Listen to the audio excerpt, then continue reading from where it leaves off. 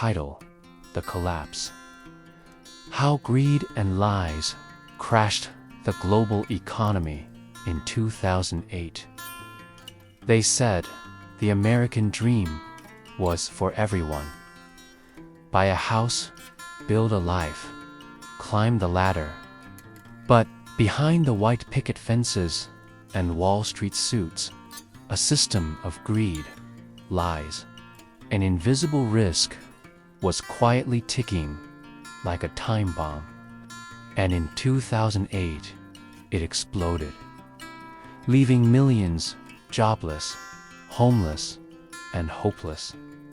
This is the true story of how the biggest financial scam in modern history broke the world. They called them ninja loans. No income, no job, no assets. Mortgage brokers pushed these deals relentlessly because more loans meant more commissions. Repayment didn't matter. It was someone else's problem. Banks like Bear Stearns and Lehman Brothers bought these toxic mortgages by the thousands. Then they bundled them into mortgage-backed securities, and later into collateralized debt obligations, or CDOs. Credit rating agencies stamped these with AAA ratings, the highest possible, while being paid by the very banks selling them. A massive conflict of interest. By 2007, Wall Street had made trillions. To protect themselves from inevitable collapse, they invented credit default swaps, insurance on these risky assets. Then came the crash. In 2008, the housing bubble burst. CDOs crumbled. Bear Stearns collapsed. Lehman Brothers filed for the largest bankruptcy in U.S. history. AIG, overwhelmed by swaps, was bailed out. The market lost half its value. 9 million jobs disappeared. 6 million families lost their homes. And yet, the people responsible walked away with bonuses.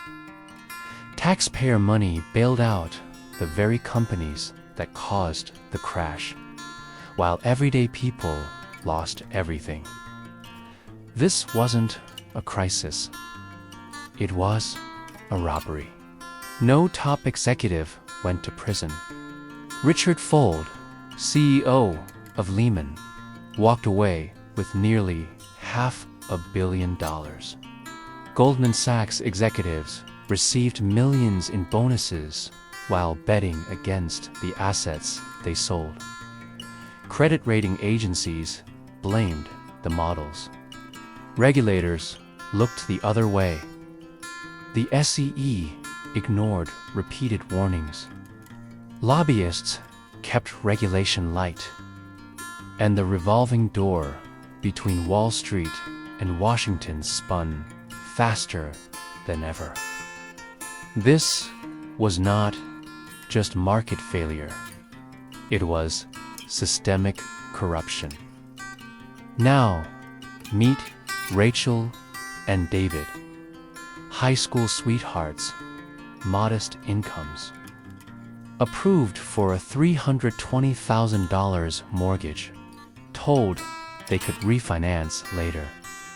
When David lost his job, their adjustable mortgage reset. Payments jumped.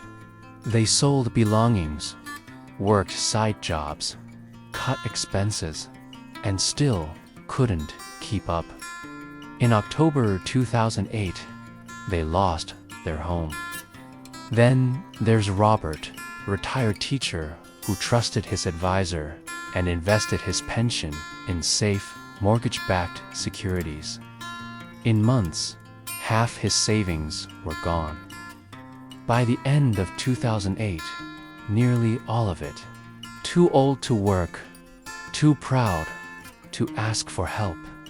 He took a night shift at a gas station to survive. These stories were everywhere. Meanwhile, the architects of the collapse testified before Congress from private jets. "We didn't see it coming," they said. But they did. They just didn't care.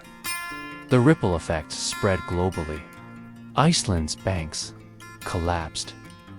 Greece faced riots.